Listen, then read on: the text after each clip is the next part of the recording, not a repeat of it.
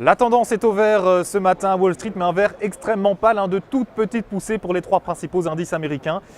Plus 0,17% pour le Dow Jones, plus 0,15% pour le S&P 500 et plus 0,11% pour les valeurs technologiques du Nasdaq.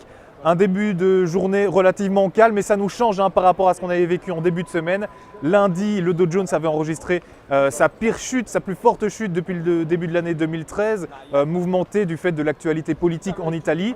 Mardi, les marchés s'étaient bien relancés avec notamment de très bonnes statistiques immobilières. Aujourd'hui, retour au calme, les investisseurs sortent en quelque sorte la tête du guidon pour faire un peu le point sur la situation. Le point sur la situation, c'est justement ce qu'est en train de faire en ce moment à Washington Ben Bernanke, c'est le président de la Fed, la Réserve fédérale, avec toujours ce risque que la Banque centrale américaine abandonne son programme de rachat de titres, un programme tout de même estimé à 85 milliards de dollars. Cela aurait forcément de grandes conséquences sur les marchés, des marchés qui gardent un petit œil du côté de la zone euro et plus particulièrement, bien évidemment, du côté de l'Italie.